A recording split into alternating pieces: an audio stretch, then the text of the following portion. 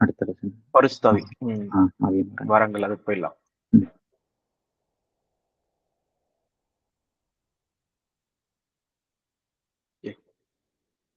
So நம்ம யாவே தேவன் ம். இயேசு கிறிஸ்து அவங்க 2 பேரையும் நம்ம செப்பரேட்டா பார்த்தோம். பார்க்கும்போது யாவே தேவன் தான் வந்து பெரியவரா இருக்காரு. யாவே தேவன் தான் வந்து பிதாவா இருக்காரு. இயேசு கிறிஸ்து குமாரனா இருக்காரு சொல்லி பார்க்கிறோம்.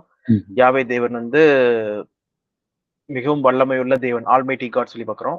ஆல்மைட்டி சொல்லி வர்றது எல்லாமே. இயேசு கிறிஸ்துக்கு வந்து பார்த்தீங்கன்னா மைட்டி காட் சொல்லி நம்ம பார்க்கிறோம். இயேசு கிறிஸ்து ஸோ வல்லமையுள்ள ஒரு ஜீவி. அதான் தியோஸ் சொல்லி நம்ம காட் சொல்றதுக்கே அர்த்தம் சொல்லி பார்க்கிறோம். ஓகே. அப்புறம் நெக்ஸ்ட் பார்க்குறோம்னா இயேசு கிறிஸ்து வந்து எப்பயுமே யாவே தேவனுக்கு கீழ்ப்பட்டு தான் இருப்பார் சொல்றதை நம்ம 1 கொரிந்தியர் 15 நம்ம பார்க்கிறோம். ஸோ சகலத்தையும் தமது காலுக்கு கீழ்ப்படுத்தினாரு. அவரே என்ன பண்ணல, அவருக்கு கீழ்ப்பட்டு இல்ல. அவர் வந்து எல்லாவற்றுக்கும் மேலா இருக்கார் சொல்லி நம்ம பார்க்கிறோம். ஓகே. ஸோ இயேசு கிறிஸ்து வந்து யாவே தேவனுக்கு தான் ப்ரே பண்றாரு சொல்லி நம்ம பார்த்தோம். யாவே தேவனுக்கு வந்து ஒரு பிகினிங் கிடையாது. ஆனா இயேசு கிறிஸ்துக்கு ஒரு பிகினிங் இருக்கு சொல்லி நம்ம பார்த்தோம். அப்புறம் யாவே தேவன் வந்து பாத்தீங்கன்னா அவர் வந்து எப்ப இந்த உலகம் முடியும் சொல்றது வந்து தெரியும் தேவதேவனுக்கு. சோ இந்த உலகம் சொல்லும்போது இந்த 2ஆம் உலகம் அக்னிக்கு இரையாக வைக்கப்பட்டிருக்க அந்த உலகம் இது வந்து பிதாவின் ஆதீனத்தில் தான் இருக்கு சொல்லி நம்ம என்ன பார்த்தோம். அப்போஸ்தலர் 1ஆம் அதிகாரம் 8ஆம் வசனம் நினைக்கிறேன். ஆக்ஸ் ஸ்கிரீன் ஷேரா இருக்கா? ஓகே. ஆக்ஸ் 1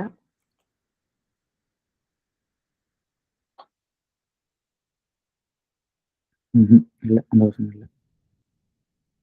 சாரி 8 இல்ல 7 6 7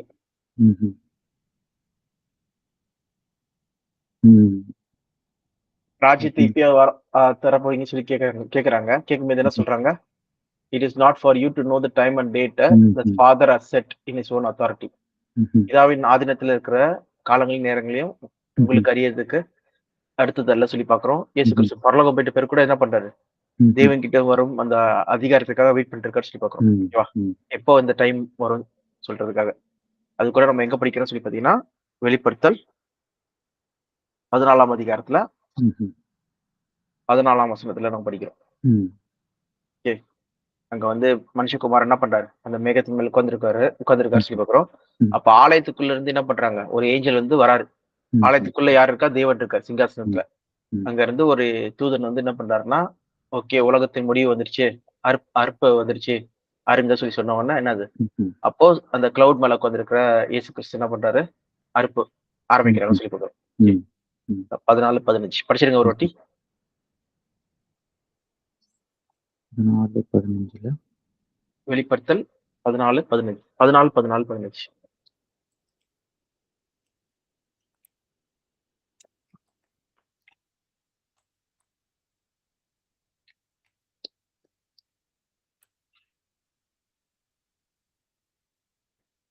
பின்பு நான் பார்த்தபோது இதோ வெண்மையான மேகத்தையும் அந்த மேகத்தின் மேல் மனுஷகுமாரனுக்கு ஒப்பானவராய் தமது சிரசின் மேல் பொற்கிரீடத்தையும் தமது கையிலே கருப்புள்ள அரிவாளையும் உடைய ஒருவர் உட்கார்ந்திருக்கிறதை கண்டேன். அப்பொழுது வேறொரு தூதன் தேவாலயத்திலிருந்து புறப்பட்டு மேகத்தின் மேல் உட்கார்ந்திருக்கிறவரை நோக்கி, பூமியின் பயிர் முதிர்ந்தது, அறுக்கிறதற்கு காலம் வந்தது, ஆகையால் உம்முடைய அரிவாளை நீட்டி அறுத்துவிடும் என்று மிகுந்த சத்தமிட்டு சொன்னார். ஓகே. அப்பொழுது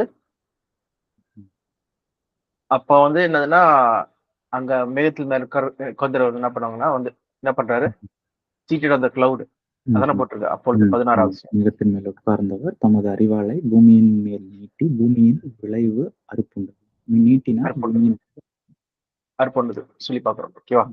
அந்த மேகத்தின் மேல் உட்கார்ந்தவர் சொல்றது எல்லாமே யாரை குறிச்சு சொல்லி பாத்தீங்கன்னா அது இயேசு கிறிஸ்து சொல்லி பாக்குறோம்.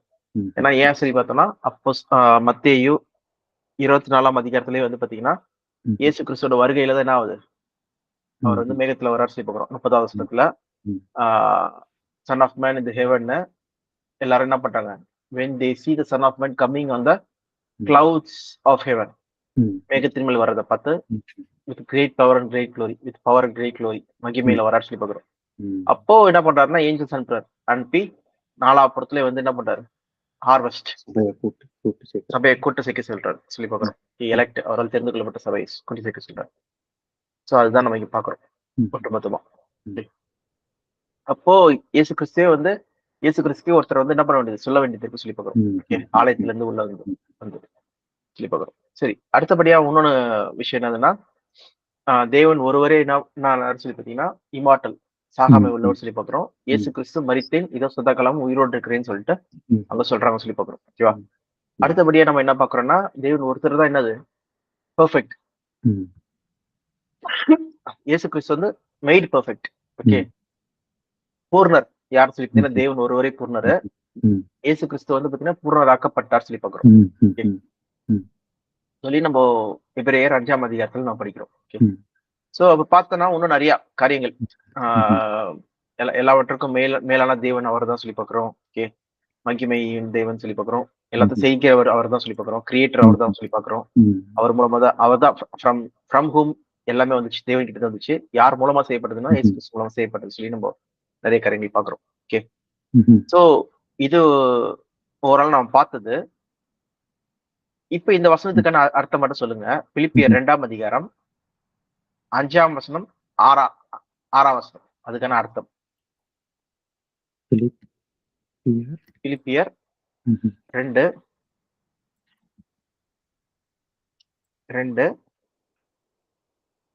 5ஆம் வசனம் 6ஆம் வசனம்.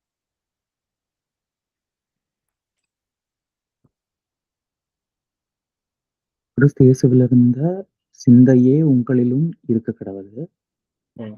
அவர் தேவனுடைய ரூபமா இருந்தும் தேவனுக்கு சமமாய் இருப்பதை கொள்ளையாடின பொருளாக எண்ணாமல் தம்மை தாமே வெறுமையாக்கி அடிமையின் ரூபம் எடுத்து மனுஷர் சாயலாம்.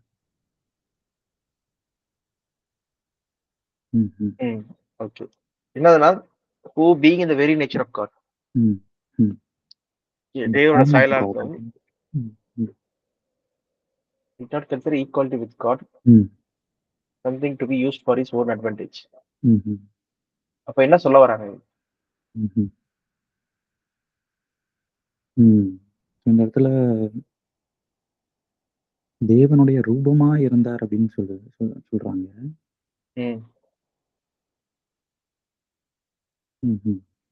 ரூபமா இருந்தார் அப்படிங்கும்போது இந்த இடத்துல என்ன சொல்றாங்க? அவரை வல்லமையில அவருக்கு ஈடா இருந்தார் அப்படின்னு சொல்ல வர்றாங்களா? இல்ல அவரோட எண்ணங்கள்ல அவரை மாதிரி இருந்தார் அப்படின்னு சொல்லுவாங்க. எண்ணங்கள், வழிகள். ஏன்னா தேவனுக்கு வந்து ரூபம் சொல்லும்போது அவருடைய அப்படியே பிசிக்கல் காட் வந்து ஒரு தங்கம் போல இருந்தாரு. அதனால இயேசு கிறிஸ்து பாத்தீங்கன்னா கோல்டன் ஃபார்ம்ல இருந்தாரு சொல்லி சொல்றது வந்து ரூபம். ஓகே, அது இங்க கிடையாது, அது சொல்ல முடியாது. ஏன் சொல்ல முடியாது சொல்லி பாத்தீங்கன்னா கொலோசியர்ல என்ன போட்டிருக்கு? அவர் ரூபமற்றவர் அப்படின்ற மாதிரி கேட்கறாங்க. he is an invisible god. Okay, 1:15 என்ன போட்டிருக்குன்னா he is an invisible god. Invisible god. Okay, son is the image of the invisible god. Okay, image of the invisible god சொல்லும்போது என்னது? அப்போ இயேசு கிறிஸ்து இன்விசிபிளா இருக்காரா சொல்லி பாத்தீங்கன்னா கிடையாது. தேவன் மட்டும் தான் இன்விசிபிள் சொல்லி பாக்குறோம். அவர் மட்டும் தான் ரூபம் இல்லாதவர் சொல்லி பாக்குறோம். அப்ப இங்க சொல்ல வர்றது என்னது? வெரி நேச்சர் ஆஃப் காட் சொல்ல வர்றது பாத்தீங்கன்னா இயேசு கிறிஸ்து சொல்றாரு பாத்தீங்களா, எல்லாமே பிதா என்ன செய்யறாரோ அது குமாரன் செய்கிறார். ஓகே, பிதா செய்யறத பாக்குறத வந்து குமாரனும் செய்கிறார் சொல்லி பாக்குறோம். ஓகேவா? அப்போ நேச்சர் சொல்லும் போது வந்து அவர் என்ன விரும்புறாரோ அது செயல்படுத்துறது எல்லாமே பாத்தீங்கன்னா கிரைஸ்ட் சொல்லி பாக்குறோம். ஏன்னா அடுத்த இந்த கொலோசியர்லயே பாத்தீங்கன்னா for in him all things were created. Okay, தேவன் விருப்பப்படுற எல்லா காரியங்களையும் யார் மூலமா செய்யறாரு சொல்லி பாத்தீங்கன்னா குமாரன் மூலமா செய்யறாரு சொல்லி பாக்குறோம். Okay, things in heaven on earth, visible, invisible, whether thrones or powers or rulers or authority, all things has been created through him and for him. Okay, ஆனா யார் வந்து அந்த காசு கொடுக்கறது எல்லாத்துக்கும்? பிதாவாகிய தேவன் சொல்லி பாக்குறோம். ஓகே, அந்த இன்விசிபிள் காட் அவர் தான் வந்து பாத்தீங்கன்னா எல்லாத்துக்குமே கொடுக்குறாரு சொல்லி பாக்குறோம். அதனாலதான் 1 கொரிந்தியர் 8ஆம் அதிகாரத்திலேயே நம்ம 6ஆம் வசனத்துல நம்ம என்ன படிக்கிறோம்? For him. ஓகே, ம், ம், 1 கொரிந்தியன்ஸ் 8. நான் எதுக்காக இதை எடுக்கிறேன்னா, இது நம்மளுக்கு ஏற்கனவே தெரியும். ஆனா வந்து ம், பாக்குறவங்களுக்கு வந்து தெரியறதுக்காக. ம், ம், Yet for us there is one God, the Father, from whom all ம், things came. ஓகே, ம், அவர் மூலமா எல்லாம் வந்துச்சு சொல்லி பார்க்குறோம். ம், அப்புறம் but one Lord, ம், okay, Jesus Christ, and there is one God, one Lord ம், Jesus Christ, through whom சொல்லி ம், பார்க்குறோம் all things came சொல்லி பார்க்குறோம். from ம், whomனா யாருக்கு காசு கொடுக்கறது, ஓனர் யாரு? ம், Okay, ஆனா யார் மூலமா செஞ்சாரு? சுத்தினா இயேசு ம், கிறிஸ்து மூலமா. ம், ஏன்னா அப்ப பாத்தீங்கன்னா who being in the very nature of God சொல்லும்போது இதுல நம்ம என்ன பாக்குறோம்னா தேவனுடைய முதல் குமாரனா இருக்காரு.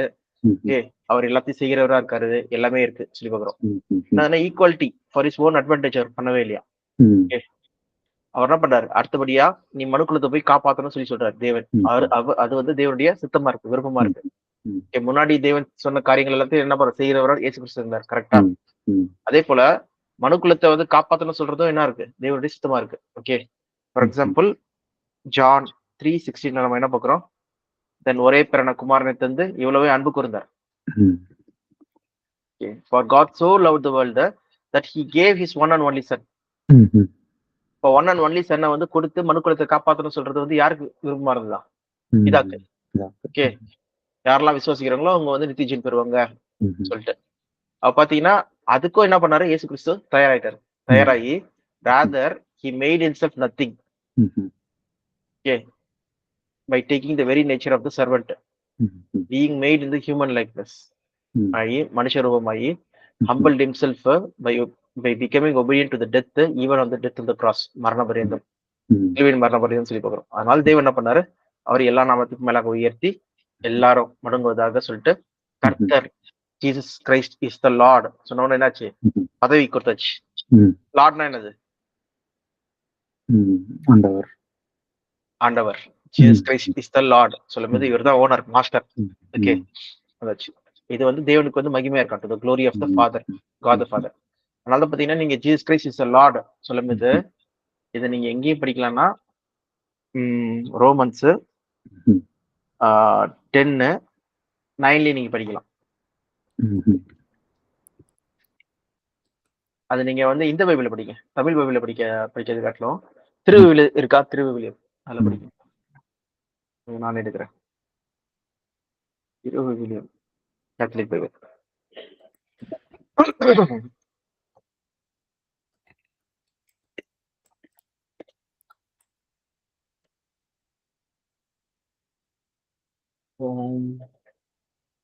ரோமையர் 9 சரிதா? நான் எடுத்துட்டேன். ஏனெனில் இயேசு ஆண்டவர் என வாயார அறிக்கையிட்டு இறந்த அவரை கடவுள் உயிர்த்தெழச் செய்தார் என நீங்கள் உள்ளூர நம்பினால் மீட்பு பெறுவீர்கள். பாருங்க என்ன சொல்றாரு? இயேசு ஆண்டவர், ஜீசஸ் இஸ் த லார்ட். இங்கிலீஷ்ல பாத்தீங்கன்னா செமையா இருக்கும். என்னதுன்னா அதுல 2 கோட்ஸ்குள்ள போட்டிருப்பாங்க. Jesus is the Lord. If you declare in your mouth Jesus is the Lord சொல்லி சொல்றது எங்க பார்த்தோம்? எல்லா நாமத்துக்கும் உயர்த்தாரு, ஜீசஸ் இஸ் த லார்ட் சொல்லிட்டு. இந்த மாதிரி ஜீசஸ் த லார்ட் சொல்லிட்டு நிறைய இடத்துல வரும். ஓகே, பாத்தீங்கன்னா விசுவாசிச்சீங்கன்னா நீங்க அப்புறம் இயேசு தேவன் வந்து என்ன பண்ணாரு? அவரை 3ஆம் நாள் உயிர் எழுப்பினார் சொல்லி விசுவாசிச்சீங்கன்னா நீங்க ரட்சிக்கப்படுவீங்க சொல்லி சொல்றாங்க. வாயினால் அறிக்கை என்னணும். ஓகே, எதுக்குன்னா இங்க டைரக்டா வந்து இங்க சொன்னபடி every tongue will acknowledge that Jesus is the Lord. அவர் தான் வந்து ஆண்டவர். இதுதான் நீங்க வெளிப்படுத்தல கூட பாத்தீங்கன்னா king of kings and lord of lords சொல்லி போட்டிருக்கோம். ஓகே, ஆண்டவர் சொல்லிட்டு இங்க வர ஆண்டவர் சொல்லி இது எந்த ஆண்டவர் சொல்றாங்க? எதுக்காக இந்த ஆண்டவர் சொல்றாங்க? Jesus is the Lord. எங்க இருந்து வருது இந்த வசனம்? இந்த லார்ட் சொல்ற வார்த்தை எங்க இருந்து வருது? இது ரெவலேஷன்ல இருந்து வருது. இல்ல, ரெவல்யூஷன்லயே வந்து பாத்தீங்கன்னா வெளிப்படுத்தல். ரெவல்யூஷன்லயே நீங்க வந்து 19 போய் பார்த்தோம்னா இயேசு கிறிஸ்து வந்து வராரு. அப்ப வரும்போது அவங்க சொல்றாங்க king of kings and lord of lords. King of kings and lord of lords சொல்லிட்டு யார் சொல்றாங்கன்னா அந்த அந்த கிளவுட் மேல வரவர் சொல்லி சொல்றோம்.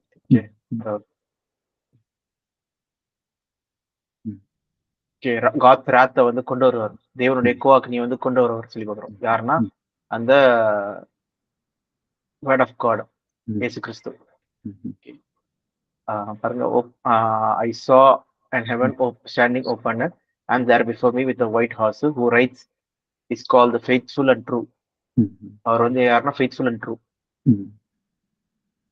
with justice he judges and wages war சொல்லி போகிறோம். அவர் தான் என்ன சொல்றாங்கன்னா, the written on his name, he has this name written, king of kings and lord of lords சொல்லி போகிறோம். ஓகே, இது எங்க இருந்து இந்த லார்ட் சொல்ற வார்த்தை வந்து சொல்லி பாத்தீங்கன்னா, இதுதான் நம்ம வந்து எங்க பார்க்கிறோம்னா சங்கீதம் 110 கரெக்ட் 1.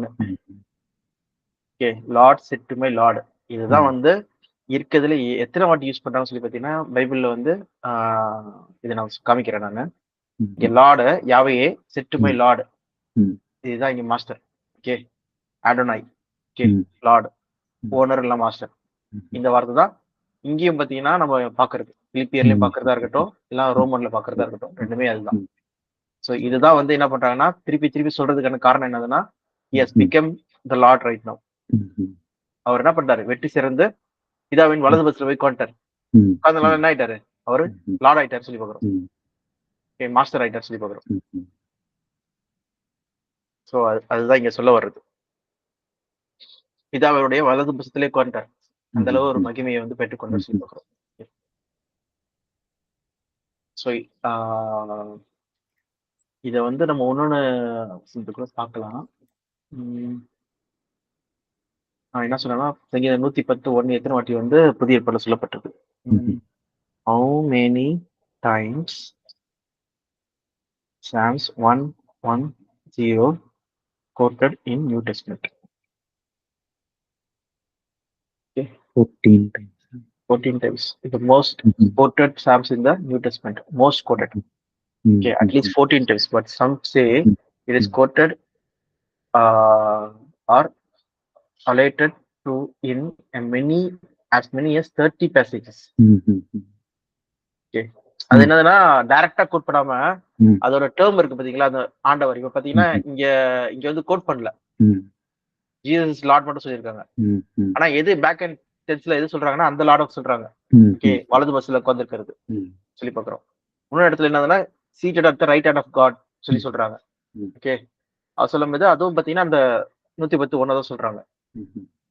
ஓகே, ஸோ அந்த மாதிரி பாத்தீங்கன்னா ஆல்மோஸ்ட் 14 to 30 times, 14 times டைரக்டா, 30 times கிட்ட வந்து மிச்சம் இருக்க டைம் வந்து பாத்தீங்கன்னா இன்டைரக்டா இருக்கு. ஏன்னா இதுதான் இதுல சும்மா உள்ள எத்தனை வாட்டி சொல்றாங்க சொல்லி பார்க்கலாம். என்ன சொல்லியா இங்க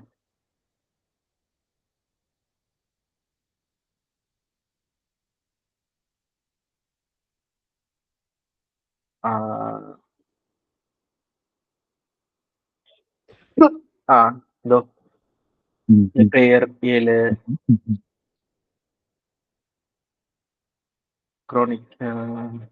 குரோனிக்கல்ஸா மெல்கிசேதேக் பத்தி பேசிட்டு இருக்காங்க ஃபுல்லாவே. ஓகே, உள்ள போய் பார்த்தா நிறைய இருக்கும். ஓகே, அது நீங்க நம்ம தனியாக கூட நம்ம பார்க்கலாம் அப்புறமா. ஓகே, நெக்ஸ்ட் வந்து பார்த்தோம்னா வந்து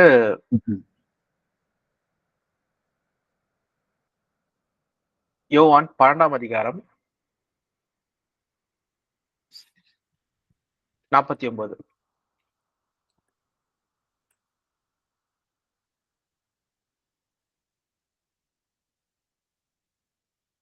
நான் சுயமாய் பேசவில்லை, நான் பேச வேண்டியது இன்னதென்று உபதேசிக்க வேண்டியது இன்னதென்று என்னை அனுப்பின பிதாவே எனக்கு கட்டளையிட்டார். ஓகே, நான் எதுவுமே சுயமா பேசல, எனக்கு என்ன பேசணும் என்ன செய்யணும் சொல்றது வந்து தேவன் தான் எனக்கு கட்டளையிட்டார், அதுதான் நான் வந்து பேசுறேன் சொல்லி சொல்றேன். ஓகேவா, நான் சுயமாய் I speak nothing of my own. Okay, சொந்தமா பேச வரல. சொல்லும்போதே வந்து பாத்தீங்கன்னா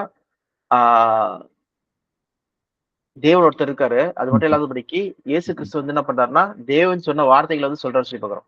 ஓகேவா, அதுதான் வந்து பாத்தீங்கன்னா அந்த கேரக்டரிஸ்டிக்ஸ் நீங்க அங்க பாத்தீங்களா பிலிப்பியர்ல மேல. அந்த நேச்சர் ஆஃப் காடா இருந்தாலும் அவர் ஈக்குவாலிட்டி கன்சிடர் பண்ணல சொல்லி பாக்குறோம். ஓகே, சோ அதே போல வந்து இன்னொன்னு கூட நம்ம பார்க்கணும்னா யோவான் 14:6-7.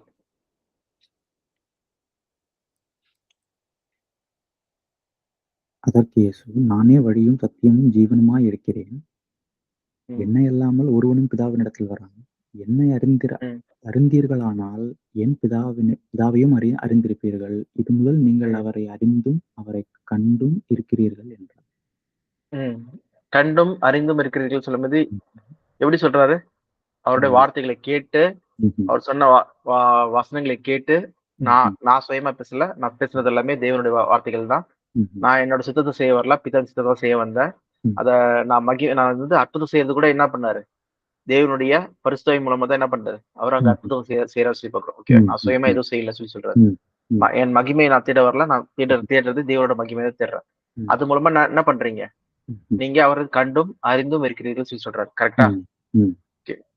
My father as well, from now on you do know him and have seen him.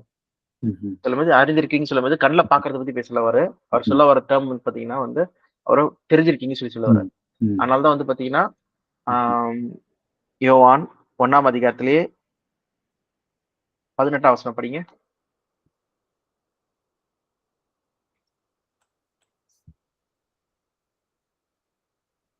தேவனை ஒருவனும் ஒரு காலம் கண்டதில்லை. பிதாவின் மடியில் இருக்கிற ஒரே பேரான குமாரனே அவரை வெளிப்படுத்தினார். ஓகே, ஒரே பேரான குமாரனே அவரை வெளிப்படுத்தினார். கிறிஸ்தா வந்து என்ன பண்றாரா? அவரை வெளிப்படுத்துறாராம். அந்த வெளிப்படுத்தினதுதான் வந்து பாத்தீங்கன்னா 1ஆம் அதிகாரத்துல வெளிப்படுத்துற சொல்லி சொல்றாரு. 14ஆம் அதிகாரத்துல நம்ம என்ன பாக்குறோம்? நீங்க இப்ப வந்து தெரிஞ்சோம், you have known him and seen him சொல்லி சொல்றாரு சொல்லி பாக்குறோம். ஓகே, இந்த கான்டெக்ஸ்ட் படி. சோ இப்போ வந்து நம்ம இன்னும் சில ஒரே சின்ன பாயிண்ட் மட்டும் பாத்துடலாம். எதுனா இயேசு கிறிஸ்து வந்து பாத்தீங்கன்னா வந்து சில பாயிண்ட் ஆஃப் டைம்ல வந்து அவர் நம்ம குமாரன் சொல்லி நம்ம நிறைய தடவை பார்த்திருக்கோம் பசங்கள்ல. ஓகேவா?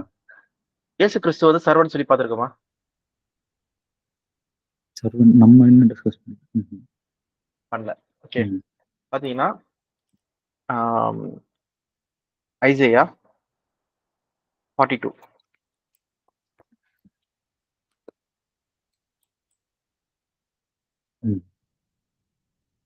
42:1 இயேசு கிறிஸ்து என்ன சொல்றாங்க?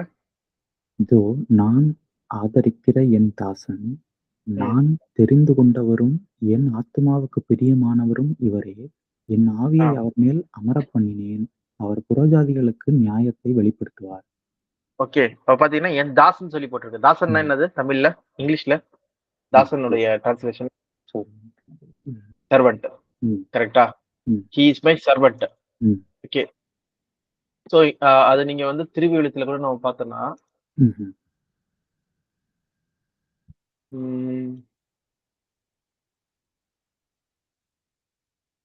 ஏசாயா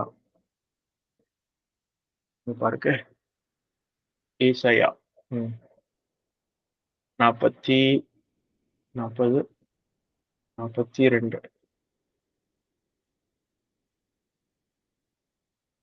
இதோ என் ஊழியர். ஊழியர் என்னது? கரெக்டா? சர்வன்ட். தாசன்னா வந்து ரொம்ப பிரியமானவர், ரொம்ப அன்பானவர் சொல்லி மாதிரி ஃபாலோவர் அப்படின்ற மாதிரி ஃபாலோவரா தாசன். இதுனா என்னதுன்னா ஊழியர் சொல்லி பார்க்குறோம். சரி, உண்மையிலேயே அங்க வந்து என்ன இருக்குன்னு சொல்லி டக்குன்னு காமிச்சிடலாம். ஐசையா 42:1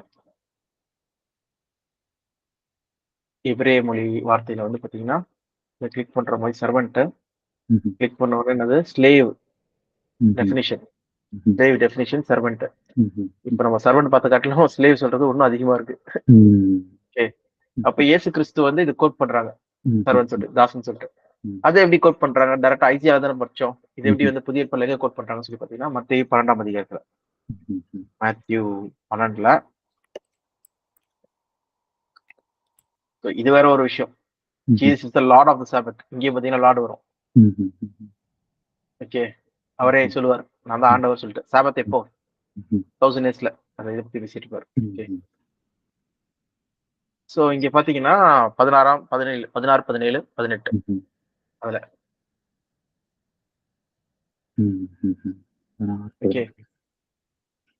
தம்மை பிரசித்தம் பண்ணாதபடி அவர்களுக்கு கண்டிப்பாய் கட்டளையிட்டார். எசாயா தீர்க்கதரிசியால் உரைக்கப்பட்டது நிறைவேறும்படி இப்படி நடந்தது.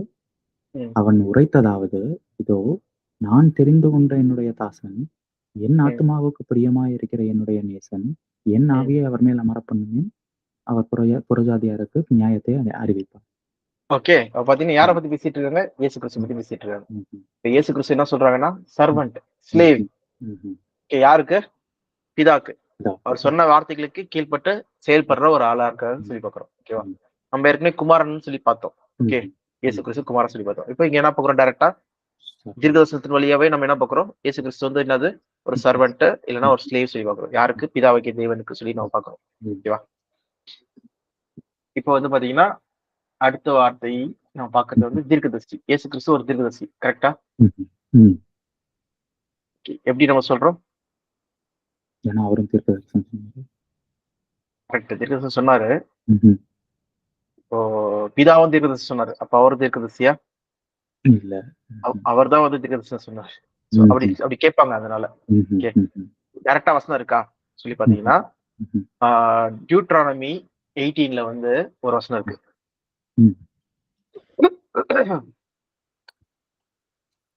டியூட்ரானமி 18:15.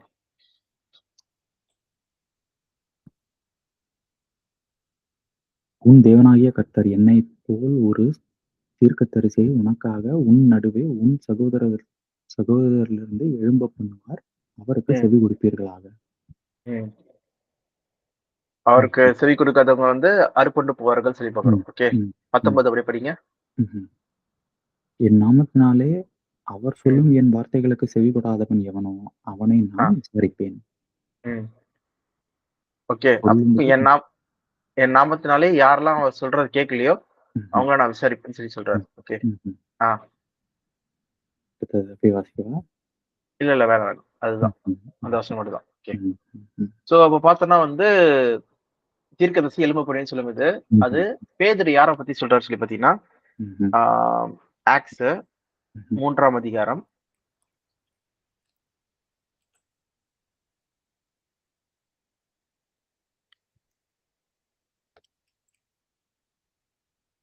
22ஆம் வசனம். மோசே பிதாக்களை நோக்கி, உங்கள் தேவனாகிய கர்த்தர் என்னை போல ஒரு தீர்க்கதரிசியை உங்களுக்காக உங்கள் சகோதரரிலிருந்து எழும்ப பண்ணுவார், அவர் உங்களுக்கு சொல்லும் எல்லாவற்றிலும் அவருக்கு செவி கொடுப்பீர்களாக.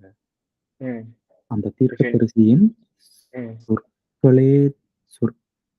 சொற்கேளாதவன் எவனோ அவன் ஜனத்தில் இராதபடிக்கு நிர்மூலமாக்கப்படுவான் என்றார். ஜனத்தில் இல்லாதபடிக்கு நிர்மூலமாக்கப்படுவான், cut off from the people சொல்லி சொல்றாங்க. இது உண்மையிலேயே வந்து பாத்தீங்கன்னா யாரெல்லாம் வந்து கேட்கலையோ அங்க ஜனங்கள் சொல்லும்போது இஸ்ரேல் ஜனங்கள் வந்து கட் ஆஃப் ஆயிட்டாங்க சொல்லி பாக்குறோம். மிச்சம் அவங்க விசுவாசிச்ச மக்கள் மட்டும் என்ன பண்றாங்கன்னா இயேசு கிறிஸ்து மூலமா அங்க எருசலேமோட அழிவு, எருசலேம் யூதேயோட அழிவு வந்தப்போ தப்பிச்சு வர்றாங்க சொல்லி போயிடுறாங்க. பாத்தீங்கன்னா தீர்க்கதரிசி யார் வந்து?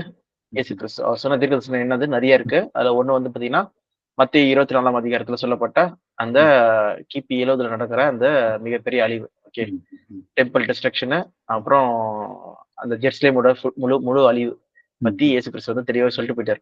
அதனால யாரெல்லாம் வந்து இந்த தீர்க்கதரிசனத்தை கேட்டு அத தெரிஞ்சுக்கிறீங்களோ அவங்க என்ன பண்றாங்கன்னா தப்பிச்சு போயிடுறாங்கன்னு சொல்லி பாக்குறோம். மிச்ச பேர்லாம் என்ன ஆயிடுறாங்கன்னா அந்த அழிவுல வந்து மாட்டிக்கிட்டு செத்து பேர் காலி ஆயிடுறாங்கன்னு சொல்லி பாக்குறோம். ஓகே, ஒட்டுமொத்தமா எருசலேம் அழிஞ்சிருக்கு. சோ அந்த வசனத்தின் தீர்க்கதரிசனத்தின் நிறைவேறுதான் நம்ம மத்திய 24ஆம் அதிகாரத்துல பாக்குற விஷயம். அந்த தீர்க்கதரிசனம் சொல்லி பாக்குறோம். ஓகே, அறுப்புண்டு போவார்கள் சொல்றது அந்த இது. அப்ப நம்ம இங்க கிளியரா நம்ம என்ன பாக்குறோம்னா இயேசு கிறிஸ்து வந்து ஒரு தீர்க்கதரிசின்னு சொல்றாங்க. கரெக்டா?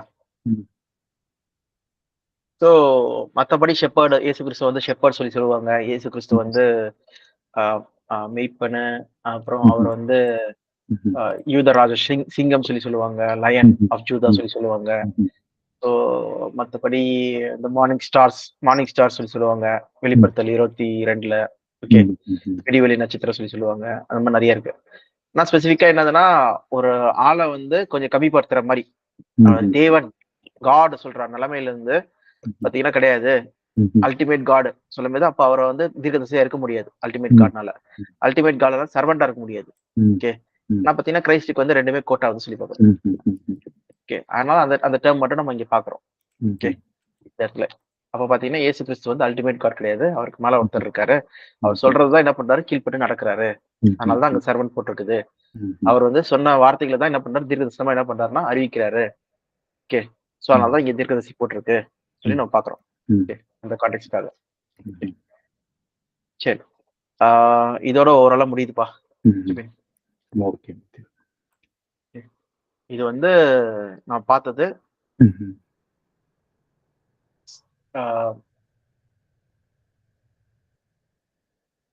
தேவன். ஓகே. மெய் தேவன் யாரு? ஓகே. அந்த இயேசு கிறிஸ்து யாரு? சொல்றது டிஃபரன்ஸ் வந்து நம்ம முழுக்க முழுக்க இதுல பார்த்தோம். ஓகே. சோ இந்த ரெக்கார்டிங் இதுல ஸ்டாப் பண்றேன்.